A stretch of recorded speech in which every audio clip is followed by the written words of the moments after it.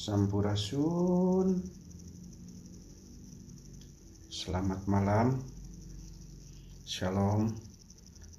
Om Swastiastu. Salam sejahtera untuk semuanya. Malam ini kita akan membahas kembali pineal gland karena yang kemarin sudah disensor sama YouTube, jadi dibikin lagi. Mau cek suara dulu. Jengungi Kang Dudi, suasana suaranya cukup gak?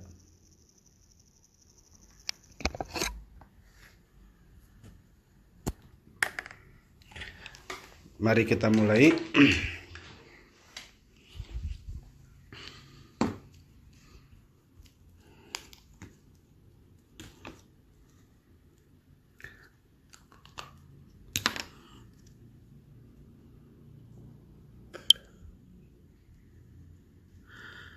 Pada awalnya adalah titik.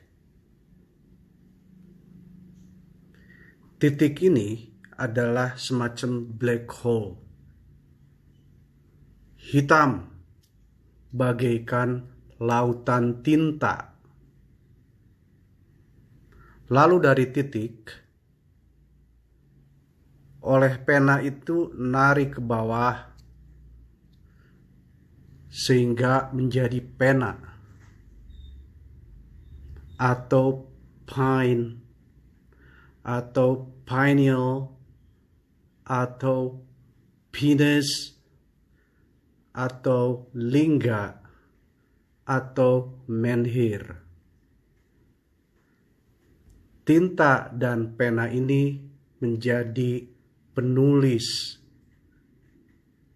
pencipta, menulis aksara, menulis ayat, menulis huruf, menyurupkan, memanifestasi, menjadi being. Salah satunya adalah human being atau orang atau wong. Semua ini, pena Sang Maha Pencipta ini menuliskan aksara-aksara di seluruh jagat raya. Sehingga menjadi manusia, flora, fauna, gunung, matahari, bulan, bintang, dan sebagainya. Satu ini adalah L kecil. L itu adalah the, seperti misalkan El Presidente artinya the president. El Toro artinya the Taurus. The ini atau L ini juga adalah the atau yang, seperti the one. Itu artinya adalah yang satu. Lalu L ini kemudian menjadi dasar kata dari Allah, ilahi, keilahian, atau deity, atau div, divinity, div, dio, theo, tao. Theo ini kemudian ilmu tentang keilahian ini menjadi teologi, yaitu logos adalah ilmu. Ilmu ketuhanan adalah teologi. Dio atau dev atau dei ini adalah sinar yang membuat terang, sehingga menjadi suatu keterangan atau pengetahuan. Karena kalau sudah terang, maka kita akan tahu. Dengan kata lain, jika gelap, maka apa yang kita ketahui tidak kelihatan. Oleh karena Sang Maha Terang ini memberikan pengetahuan sehingga yang disebut Maha Terang ini dalam suatu perspektif disebut juga Batara Guru, atau juga guru yang tidak berbentuk individual atau personal. Sehingga sang guru hyang ini disimboliskan dengan sang Kuryang. L ini ada di pineal gland, yaitu di sini sebagai lilin. Yang ini adalah sumbu dari mulai tulang ekor hingga ke sini adalah sumbu, seperti petasan atau apa gitu.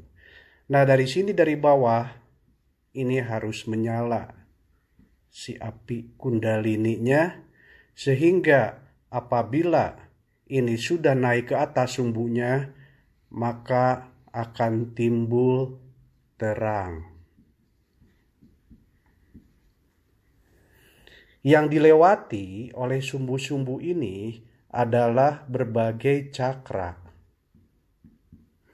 Dari mulai cakra paling bawah, yaitu cakra muladhara, sehingga ujung tulang leher. Ini adalah the stairway to heaven. To heaven. Nah, kita manusia sekarang ini sedang seperti resleting, seperti zipper, sedang membuka satu persatu dari mulai cakra paling bawah sehingga cakra tengah hingga cakra paling atas, sehingga kita akan mencapai suatu waktu entah berapa ratus atau ribu tahun lagi, semua cakra kita terbuka dan kita akan menjadi bagian dari sang terang. Namun, bagaimana untuk cara membuka pineal gland ini, kita sebentar akan bahas. Tapi ada yang bertanya kepada saya, bagaimana cara mengaktifkan pineal gland? Jawabannya adalah pineal gland sudah aktif.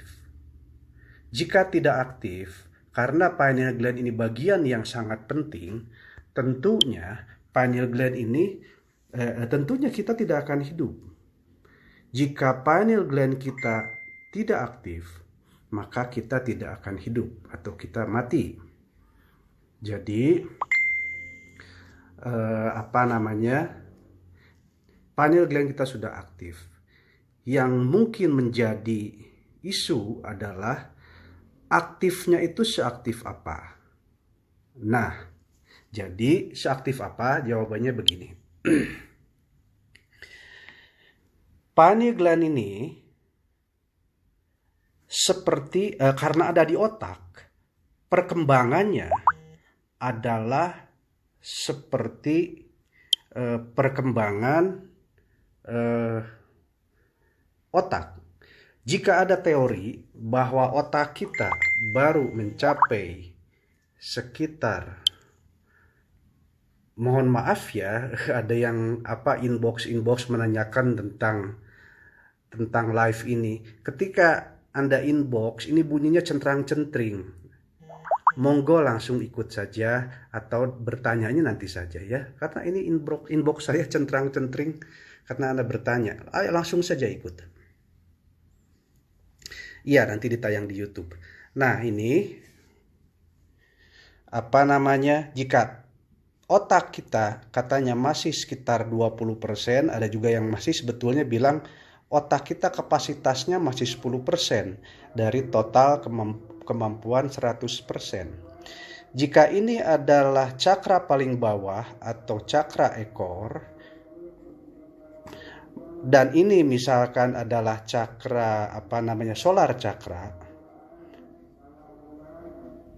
yaitu cakra di mana kita sudah mulai kontemplasi. Jadi hidup kita sudah mulai kontemplasi. 10 atau 20% tuh kita baru di ini ekor, ini genital. Jadi yang di bawah 20% mikirnya hanya tentang reproduksi kayak hewan. 20% di sini adalah navel chakra atau cakra perut, mikirnya masih tentang makan. Artinya masih basic instinct di bawah 20%. 20% ini adalah di antara cakra perut atau navel chakra dan solar chakra dan kontemplasi. Jika kita sudah berada di antara ini, kita memang sudah menjadi manusia. Tapi kita ini manusia tahap awal. Karena selanjutnya kita akan harus berada pada solar chakra, di mana kita mulai kontemplasi, mulai berpikir tentang keilahian. Nah, ini saya bercerita tentang akumulasi seluruh DNA manusia. Karena jiwa manusia itu sebetulnya satu. Seluruh manusia itu memiliki akumulasi jiwa. Jadi semuanya berakumulasi menjadi suatu istilahnya united souls of individual human. Hanya sensor kita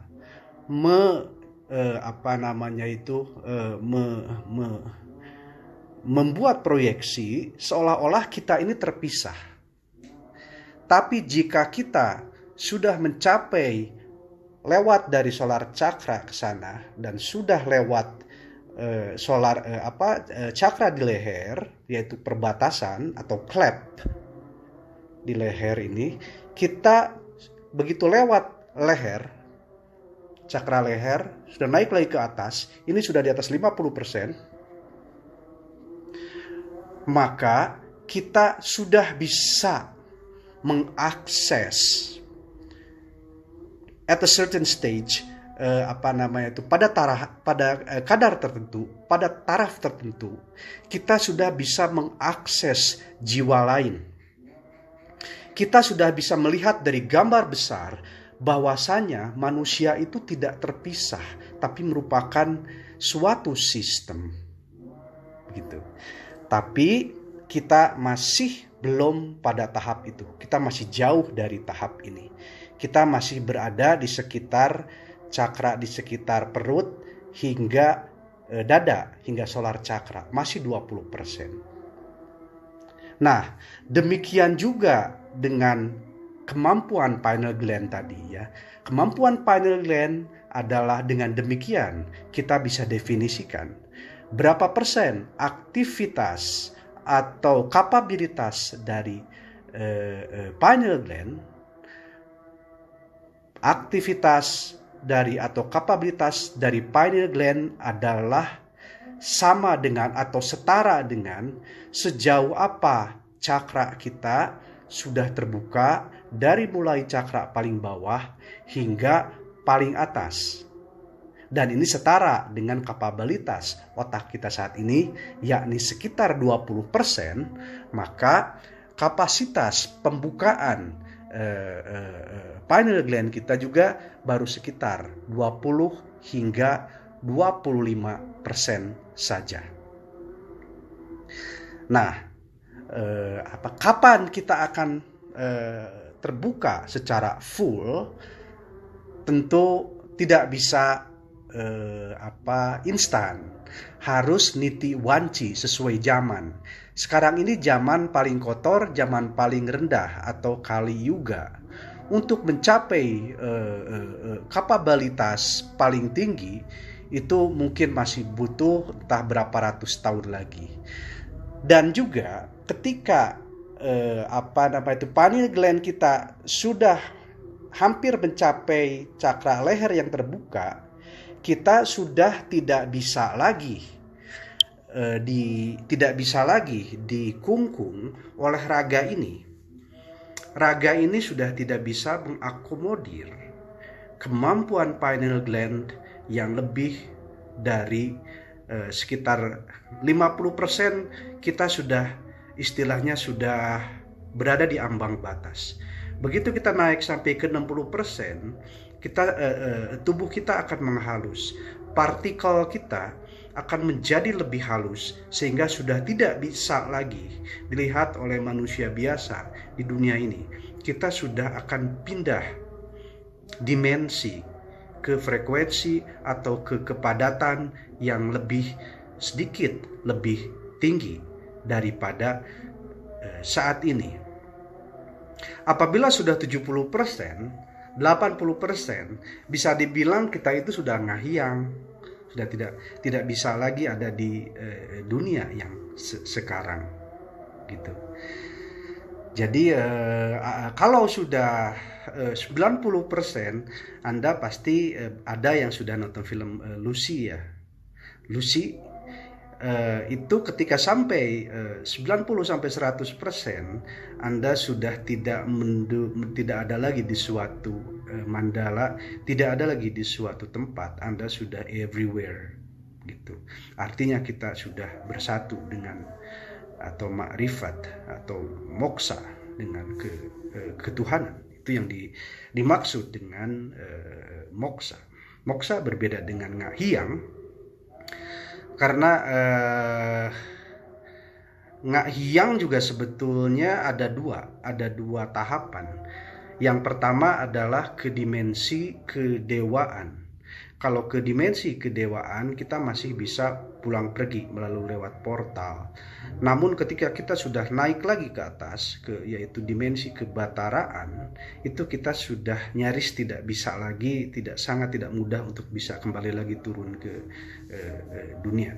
Tapi kalau masih level di kedewaan, itu masih bisa.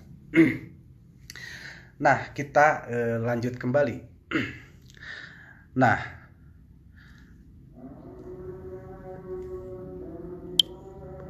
di sini adalah pineal gland.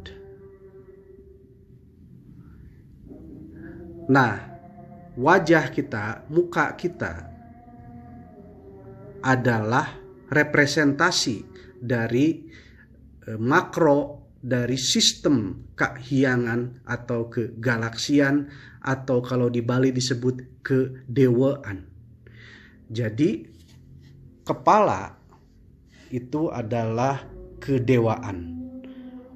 Badan adalah kemanusiaan. Ini secara analogi ya. Ini dewa. Ini di sini batara. Sudah di luar fisik manusia. Dan di sini istilahnya adalah Buddha. Ada 3 ini. Nah, yang ini di kedewaan ini adalah hyang ambu atau secara kosmis disebut dengan feminine kosmos. Apabila di sini ini adalah maskulin, kebataraan ini. Sedangkan kedewaan ini adalah feminin. Bentuknya seperti ini. Ini diterangkan di yang kemarin tentang 11-11 ya. Jadi saya tidak akan cerita lagi ini apa. Ada, silahkan cek di tentang misteri angka 11-11. Nah, ini karena kedewaan ini kosmosnya feminin, maka kita sebagai solar yang berada di tata surya harus kontak dengan yang ada di sistem galaksi atau sistem kahyangan.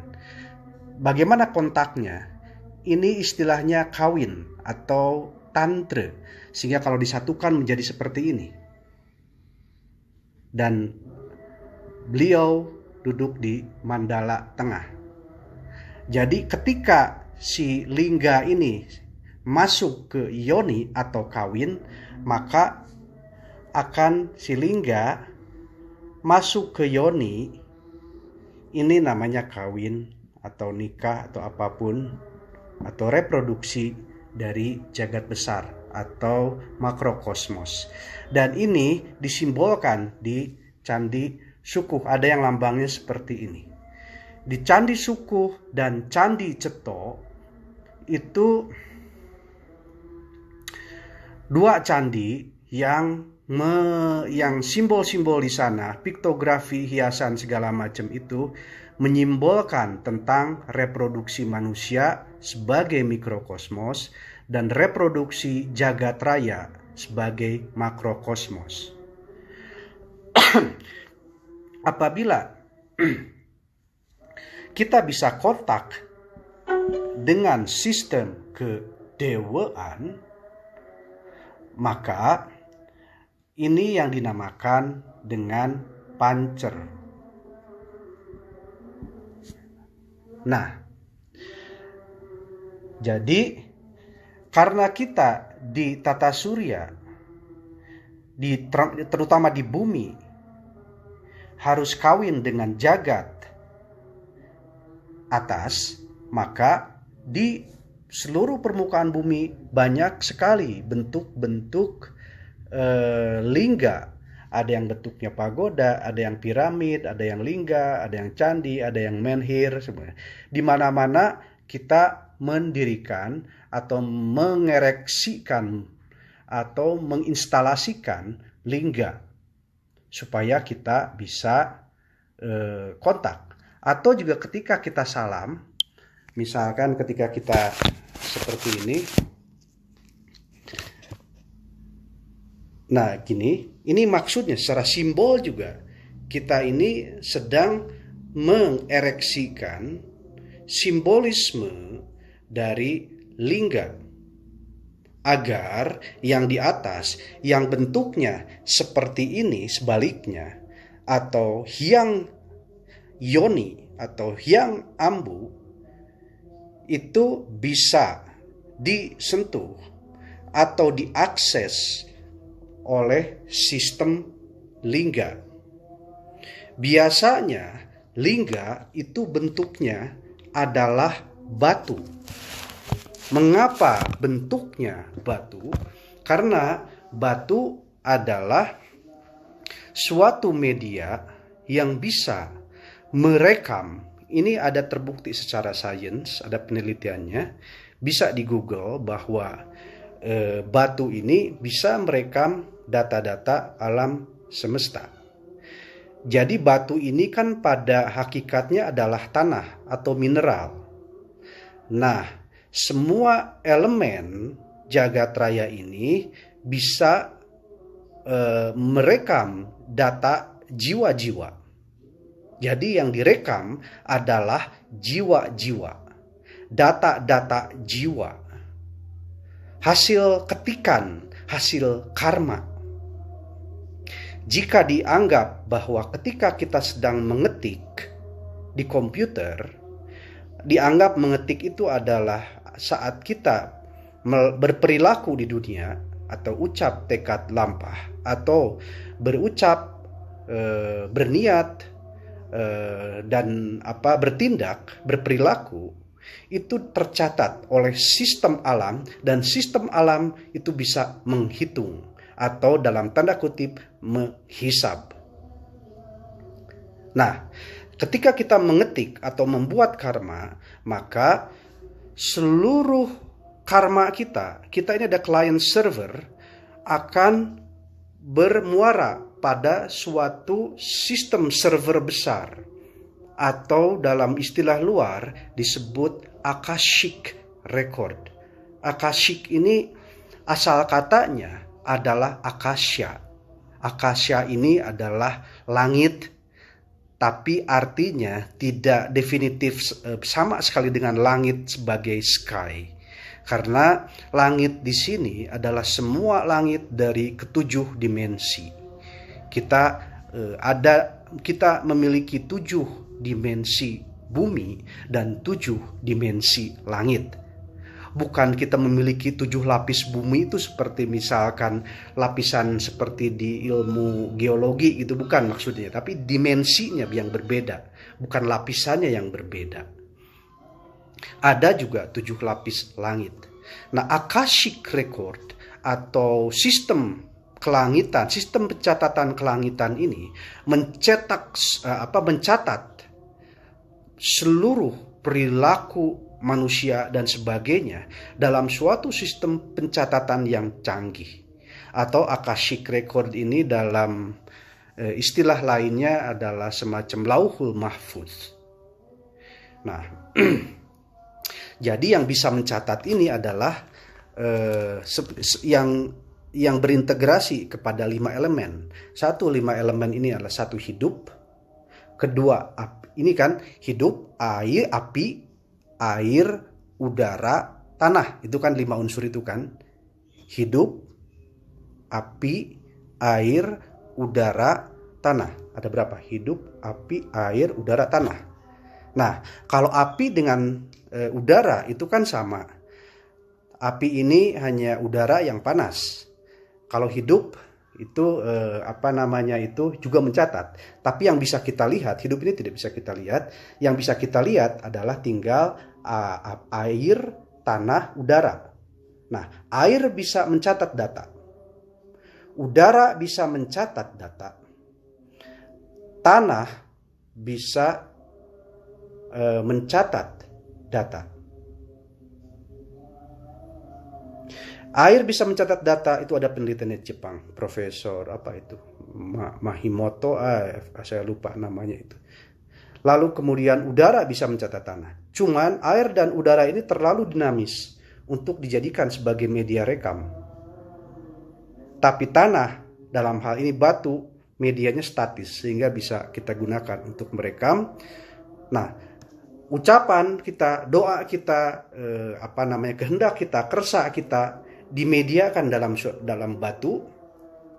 Lalu batu ini akan memancarkan data ini ke atas sebagai transmitter. Gitu.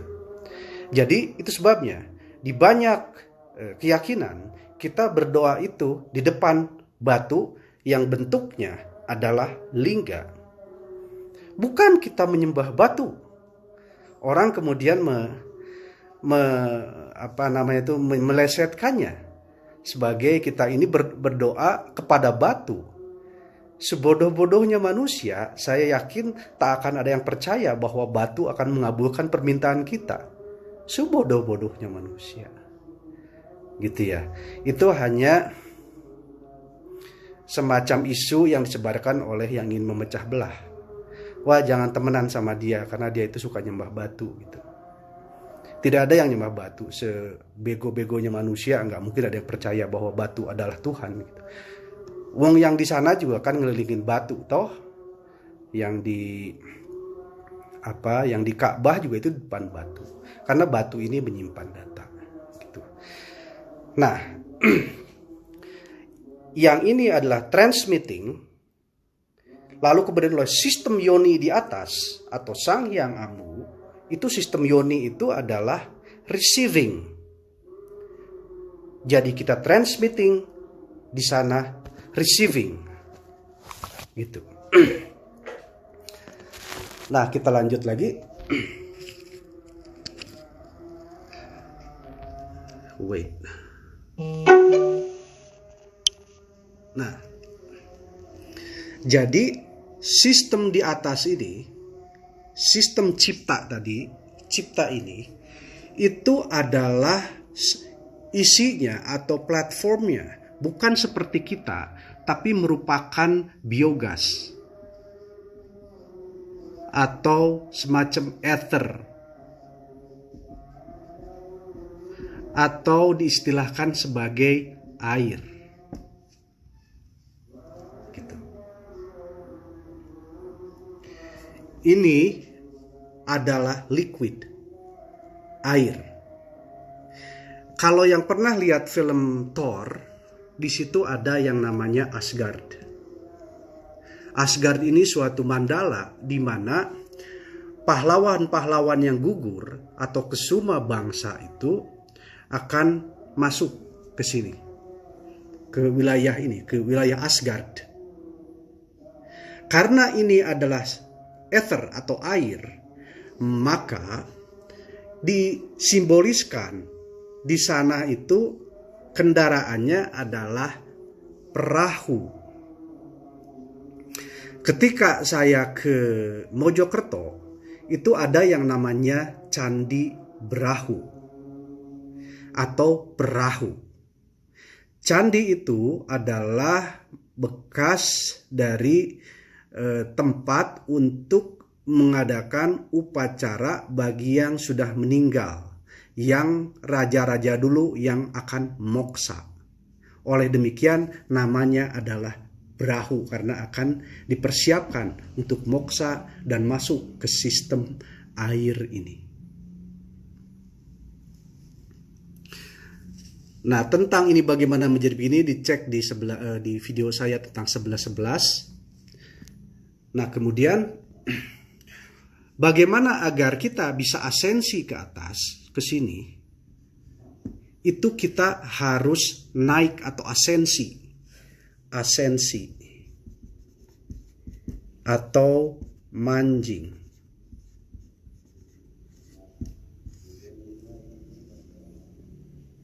Manjing kemana?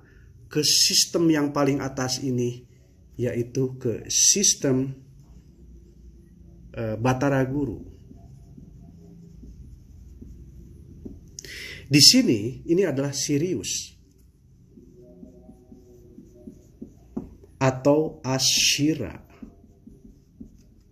atau Arash, Mandala Tengah. Sirius, Ashira, Arash di sini. Sirius ini julukannya adalah Dog Star atau Canis Major. Canis Major. Canis itu anjing. Besar ini, Major ini besar. Nah, sehingga disimbolkan bahwa untuk nyampe ke sini kita harus manjing. Karena di sini ada Dog Star. Jadi anjing atau manjing ini merupakan simbolisasi bahwa ketika jiwa kita moksa ke sana, kita akan dikawal oleh anjing. Dan ini persis yang seperti dilukiskan dalam The Book of the Dead yang ditulis di kertas papirus, yang mengantar orang-orang yang mati kemudian moksa adalah Anubis. Juga bentuknya anjing. Anjing adalah binatang yang paling banyak menjadi metafora atau personifikasi atau apapun namanya di setiap keyakinan. Mengapa anjing? Karena anjing juga menyimbolkan persyaratan untuk moksa. Untuk mencapai kapasitas moksa adalah harus memiliki karakter anjing. Tidak semuanya, tapi maksudnya prinsip-prinsip dari karakter anjing. Dan itu sebabnya di Al-Quran, di surah Al-Kahfi disebutkan bahwa anjing naik surga atau manjing surga. Karakter apa dari anjing yang bisa kita contoh agar kita agar mendukung langkah-langkah atau upaya kita untuk manjing, jika kita pengen, adalah anjing itu sangat setia pada tuannya. Karena Tuhan dan Tuan itu akar katanya sama. Sama-sama adalah Lord. Seperti kita bilang Tuhan di dalam bahasa lain, itu adalah Oh Lord, ya Tuhan. Atau sama ketika kita bilang tuan tanah. Tuan adalah landlord. Jadi Lord ini, tuan atau Tuhan berasal dari kata yang sama, yaitu tohaan. Atau toha itu tua. Atau jiwa-jiwa yang tua. atau pada yang ultimate-nya, yang paling mutakhirnya paling atas adalah sudah yang maha tua gitu, istilahnya prima causa. Begitu. Jadi anjing itu setia sama tuannya. Satu, setia. Kedua, membela. Ketiga, memproteksi. Keempat, menjadi guardian. Kelima adalah selalu senang dan happy dan gembira dan playful. Anjing itu playful. Dia tidak pernah sakit hati sama tuannya. Dia kalaupun sedih hanya sebentar. Dia sadar bahwa yang playful ini karena dunia ini hanyalah arena permainan. Jadi yang bisa membantu kita menaikkan kesadaran atau consciousness adalah be like dogs. Be playful, gembira. Hadapi hidup ini dengan gembira. Kedua, kita setia kepada Tuhan kita, bahwa kita ini adalah hamba-Nya. Hamba itu hamba ambo. Bahasanya di Sumatera kan ambo hamba. Saya itu dari sahaya. Sahaya juga adalah artinya adalah abdi.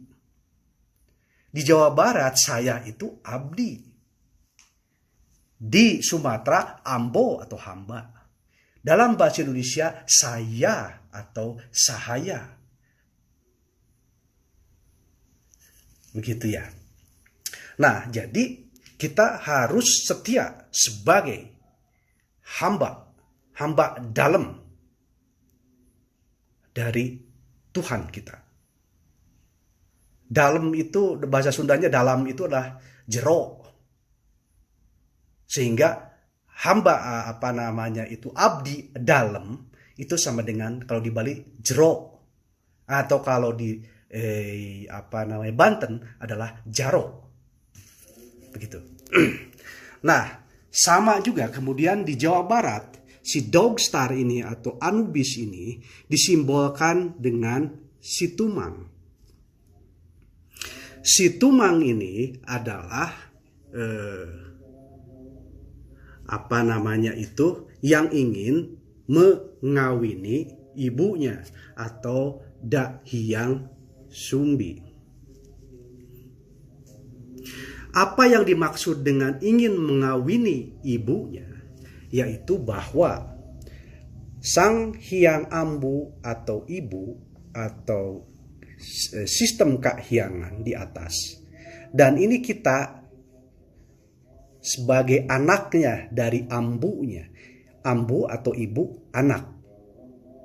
Jadi dalam satu perspektif ini adalah hubungan ibu dengan anak. Antara Hyang Ambu sistem kahyangan dengan sistem tata solar cakra, dengan sistem tata surya kita atau solar system kita. Nah, ini ketika kawin, tapi ini kawin sehingga pada perspektif dua hubungannya bukan hanya sekedar ibu dan anak, tapi seperti pasangan mengawini menjadi seperti ini. Ya, makanya itu disilokakan sebagai anak ingin mengawini ibu. Nah, apa yang disebut dengan Dahyang Sumbi itu? Dahyang Sumbi itu adalah yang kemudian dalam budaya Jawa disebut dengan wedok dari. Wedok dari ini kemudian disebut kemudian sebagai ada 7, kemudian disebut dengan 7, ada 7 bidadari. 7 bidadari ini adalah guardian atau protektor dari sistem Hyang Ambu. Ada 7 penari atau 7 ronggeng yang sudah tidak berbatas waktu lagi. Sudah tidak dibatasi oleh waktu. Kala sirna. 7 penari kala sirna. Wedok yang tari. Wedok dari. 7 ini ada kalau ini di sistem lingga ya, sebentar ya. Nah, kalau di sistem yoni seperti ini. Kalau yoni kan sebaliknya. Sistem 7-nya 1, 2, 3, 4, 5, 1, 2, 3, 4, 5, 6, 7 sistem mikrokosmos kita. Telinga atau kuping atau api 5 elemen, 2 lubang mata atau air, 2 lubang hidung atau udara, 1 lubang mulut atau tanah atau mineral. Ini ada di bab atau di part tentang Tritangtu saya, dan juga ada di bab di 11. Saya tidak akan terangkan lebih jauh lagi di sana. Nah, itu sebabnya selain bentuk-bentuk tadi, rumah kita zaman dulu itu bentuknya harus begini atasnya. Sebagai simbol bahwa kita munjung atau mengagungkan. Munjung ini artinya mengagungkan sebetulnya. Nah, ini harus bentuknya begini, yang namanya bangunan itu. Yaitu harus merupakan wuwungan. Karena ingin mengakses secara esoteris, ingin mengakses sistem suwung di atas. Ini juga ada di YouTube saya di bab tentang suwung. Saya tidak akan menerangkan lebih jauh di sini, kepanjangan. Nah, jadi kita simpulkan, sudah berapa menit ini? Goodness, ini sudah berapa lama nih? Nah, kita simpulkan bahwa untuk membuka cakra atau pineal gland ini dibutuhkan suatu proses dari sini sumbu. 20% adalah di sekitar sini, belum nyampe solar cakra. Karena DNA itu setara dengan otak. Apabila sistem ini baik, sistem kundalini serta sistem yang kalau kundalini kan naik api kan. Kalau satu lagi dari sini cair atau amerta atau ambrosia atau nektar itu ada di saya terangkan di bab tentang bulan. Itu turun air dripping ke sini. Api naik ke atas, air turun ke bawah. Nah, apabila sistem air dan api dalam tubuh kita itu sehat, maka jiwa raga kita akan sehat. Sehingga lambang ini yoni, ini lingga, ini sumbu atau DNA strand, itu menjadi lambang farmasi, lambang kesehatan. Nah, apa lagi? Nah, tadi saya cerita tentang sedikit tentang Lucy. Ya, Lucy ini mereka ngerti konsep ini karena Lucy ini asal katanya dari Lucem, Lucy in the Sky with Diamond, kalau kata lagu The Beatles. Nah, Lucy ini adalah Lucem Fere atau bintang timur, East Star. Bintang timur ini adalah Sirius kalau ditata di galaksi. Sehingga Lucem Fere ini terjemahannya menjadi Lucifer. Lalu kemudian disalah kaprahkan bahwa Lucifer itu raja iblis. Sebetulnya tidak begitu. Mungkin kapan-kapan kita bisa bahas tentang Lucifer. Karena saya membahas tentang Lucifer ini di status dari mulai sekitar hampir 2 tahun yang lalu. Banyak saya membahas tentang Lucifer ini. Tapi kalau di sistem tata surya, bintang timur ini adalah Venus. Sehingga saat Venus ini pada pertengahan tahun muncul di permukaan di ufuk, maka disebut menjadi Easter atau Istar, bintang timur, atau di dewa di sana di pagan disebut Ishtar, bintang timur, yaitu Venus. Nah, saya pikir sudah hampir semua. Saya tidak akan panjang-panjang. Jika ada yang ingin ditanyakan, saya merencanakan besok ada sesi Zoom mungkin untuk khusus bertanya-tanya. Tapi kalau akan lebih baik jika sudah menonton part 1 sampai part 7 dari YouTube saya, karena semuanya sinambung di situ.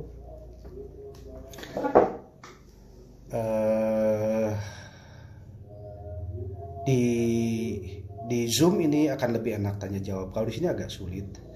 Terima kasih banyak atas perhatiannya. Semoga sehat selalu, rahayu, sejahtera Anda dan keluarga. Terima kasih atas perhatiannya. Mohon maaf jika ada kekeliruan, jika ada kesalahan, karena tentu saya banyak keterbatasan. Saya tidak berniat mengajari, saya hanya berbagi, mempresentasikan penemuan saya yang saya dapatkan dalam keseharian saya secara empiris, dan mempresentasikan seperti mahasiswa di depan sidang, di depan dosen-dosen seperti Anda. Terima kasih banyak. Rahayu, selamat malam. Terima kasih banyak. Sampurasun, rahayu.